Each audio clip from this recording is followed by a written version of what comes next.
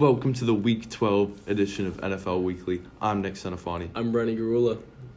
And I'm just going to hop right into the first game as my boys, the Baltimore Ravens, are taking on the Los Angeles Rams in the Coliseum. This was a fantastic showing again by Lamar Jackson, completing 75% of his passes, throwing for 5 touchdowns and 169 yards. Nice. True. Also rushing 8 times for 95 yards on the ground, and Mark Ingram rushing for 111 and a touchdown on the ground as well. No one really had a great game in the receiving category, but Hollywood Brown brought in 2 touchdowns, and so did Willie Snead. And the Ravens defense absolutely dominated the Rams, holding Jared Goff to 212 yards while also forcing 2 picks and holding Todd Gurley to 22 yards.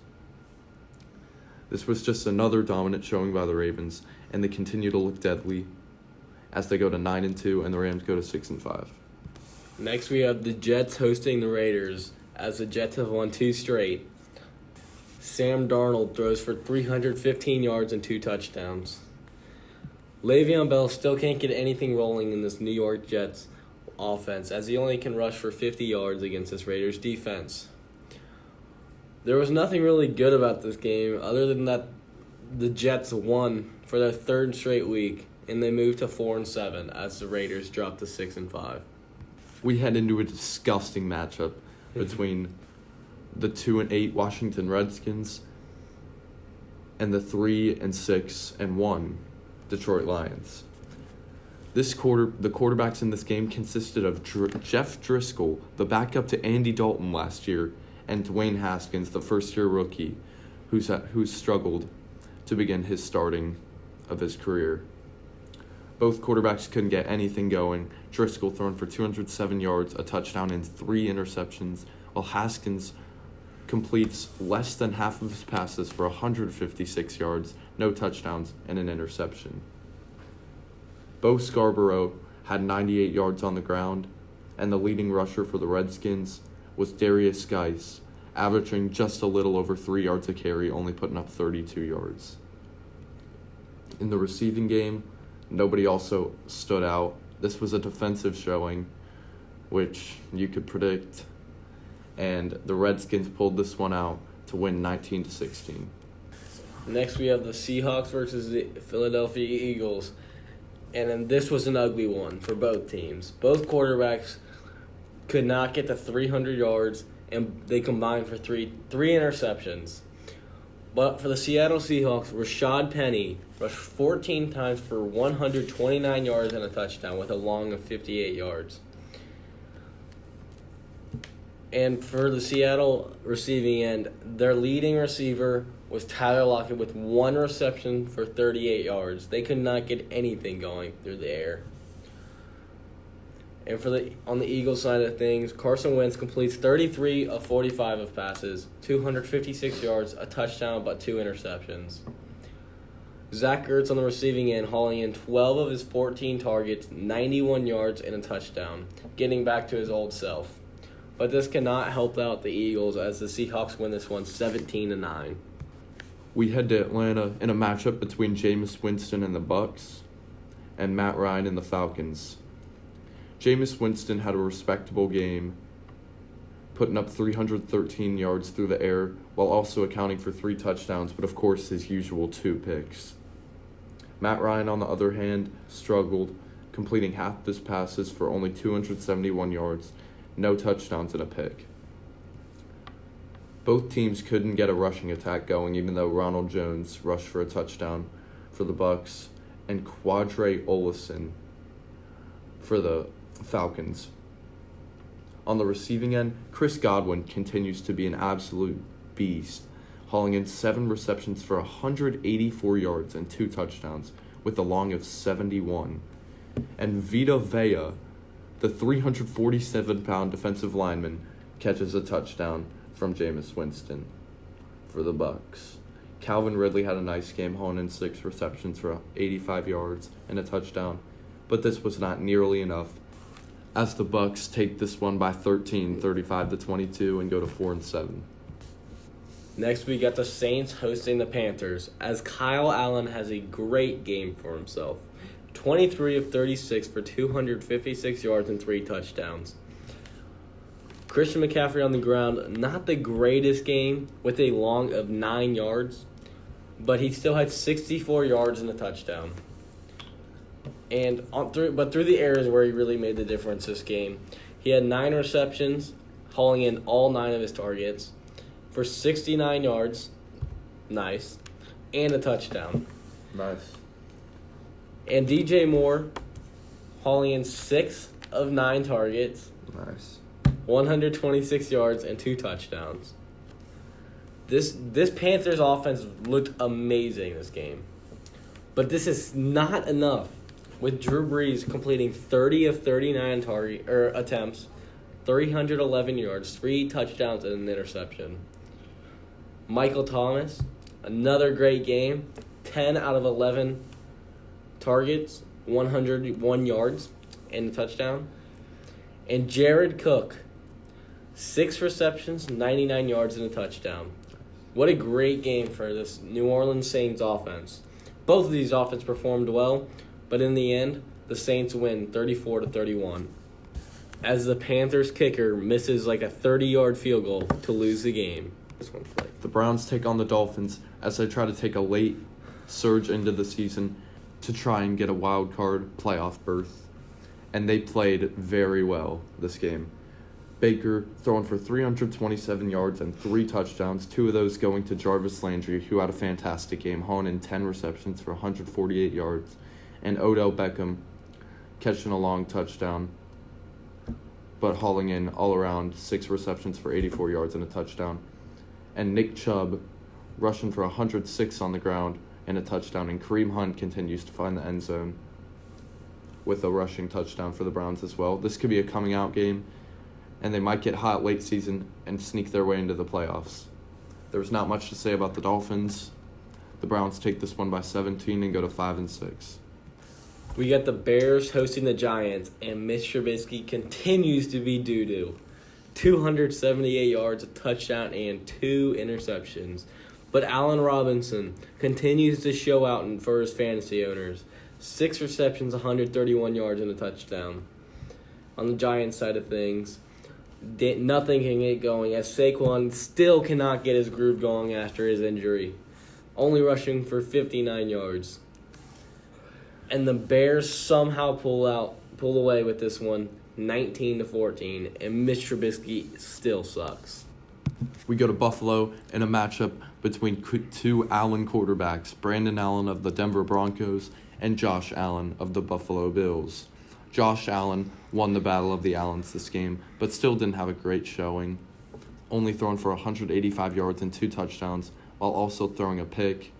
And Brenden Allen, is completing 10 of his 25 passes for 82 yards and an interception, only accounting for 1 fantasy point. The rushing games of both teams, the Bills had a nice rushing attack throughout this whole game, with Devin Singletary reaching the century mark, rushing for 106 yards, Frank Gore rushing for 65, while hitting the mark of the 3rd most rushing yards of all time, I believe, and Josh Allen rushing 9 times for 56 yards. Nothing really got going other than Phillip Lindsay in the Broncos rushing game, rushing for 57 yards. And Cole Beasley had a nice game, hauling in 6 receptions for 76 yards and a touchdown for the Bills. And they take this one easily, 20-3, and go to 8-3. Who they thinking to beat them Bengals? Everybody! The Bengals suck. They moved to 0-11 after they lose to the Steelers, after Ryan Finley can't get to 200 yards once again. Tyler Boyd has a nice game, but the Bengals still suck. The Bengals go to 0-11, and they lose to 16-10 against the struggling Steelers offense. They have the New York Jets next, and hopefully they can pull out one and get to 1-11 next week. We head to Tennessee in a dominant showing by the Tennessee Titans offense. Ryan Tannehill continues to look like a beast for this team, completing 14 of his 18 attempts for 259 yards and 2 touchdowns, and also rushing for 2 touchdowns on the ground. But that's just the start of the rushing game for this Tennessee Titans offense. Derrick Henry rushes 19 times for 159 yards and 2 touchdowns on the ground, with a long touchdown of 74 yards. And on the receiving end, A.J. Brown, the impressive rookie, hauls in 4 receptions for 135 yards with a long gain of 65 for a touchdown. He was the only one who really got it going through the air for this Titans offense, but it was enough. Now, can we talk about D.D. Westbrook for hauling in 8 receptions for 69 yards? Nice. And Leonard Fournette continues to be a good all-around back, catching 9 passes for 62 yards. But they still lose by 22 to a Ryan Tannehill-led Titan team who is looking for a late playoff push. Next, we head to a game between the most hated NFL teams in history, the Patriots and Cowboys. And this game was just gross. Tom Brady threw for 190 yards and a touchdown. Sonny Michel only rushes for 85 yards on 20 attempts. And Julian Edelman has a decent game, hauling in 8 receptions for 93 yards. But Dak Prescott throws an interception, which leads the Cowboys to an L. I don't know who you guys were rooting for in this game, but either way, you guys were happy that the Cowboys lost. The Patriots take this one 13-9 as they move to 10-1. We have a game in San Fran between 2 of the NFL's best teams at the moment, the San Francisco 49ers and the Green Bay Packers. This was just an all-around dominant showing by the 49ers offense, defense, and special teams, holding Aaron Rodgers to 104 passing yards and 1 touchdown, causing him to be benched in a blowout win in favor of Tim Boyle, who completed 3 of his 4 passes for 15 yards. Congrats to him. And this Niners receiving game continues to be an all-around success, with George Kittle hauling in 6 receptions for 129 yards and a touchdown. Tebow Samuel hauling in 2 receptions for 50 yards and a touchdown, and Cameron Bourne and Emmanuel Sanders splitting the other catches. On the ground, it was also balanced, but nothing special. Raheem Mostert running for 45 and a touchdown, Tevin Coleman getting in the end zone, rushing for 35 yards, and Jeff Wilson rushing for 27. Nothing got going for this Packers offense at all, or defense. It was just an all-around dominant showing by the 49ers, and it's going to be a great game between the 49ers and the Ravens next week as the Niners go to 10-1 and the Packers drop to 8-3. Next, we have an AFC South matchup between the Texans and the Colts, both pushing for a playoff berth. Deshaun Watson throws for almost 300 yards, 2 touchdowns, and an interception. Carlos Hyde continues his good season with 67 yards on the ground. And Will Fuller, 140 yards and 7 receptions, and continues to show that when he's healthy, he is a playmaker. Jonathan Williams, 26 attempts for 104 yards and a touchdown for the Colts. But this is not enough as Deshaun Watson leads the Texans to a 20-17 win over the Colts as they claim the AFC South first place berth. Now we head into our Team of the Week segment, which we had to give to the San Francisco 49ers, absolutely dominating a great Packers team by 29. They held Aaron Rodgers to 104 yards through the air, and the leading rusher for the Packers only had 45 yards, Jamal Williams, off of 11 attempts. They held down Devontae Adams as best they could, even though he still hauled in 7 receptions for 43 yards and a touchdown. Their pass rush continues to be absolutely dominant, and their offense looked great too. George Kittle finally having a huge breakout game, hauling in 6 receptions for 129 yards and a touchdown, with a long touchdown of 61 yards. And it was just an all-around dominant showing on all cylinders. And the dominant Niners team goes to 10-1 and brings the Packers down to 8-3. And for the Player of the Week segment, there was multiple candidates, but I think Derrick Henry pulled this one out. Averaging 8.3 yards a carry, rushing 19 times for 159 yards and 2 touchdowns, with a touchdown of 74 yards.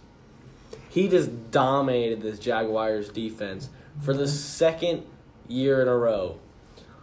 Last year, he had a 99-yard touchdown, and this year he had a 74-yard touchdown. He also hauled in his only target for 16 yards, and this led the Tennessee Titans to a 42-20 win over the Jacksonville Jaguars. That about wraps it up on our Week 12 edition of NFL Weekly. I'm Nick Sinafani. I'm Brenden Grula. And we'll be back next week to recap all of Week 13.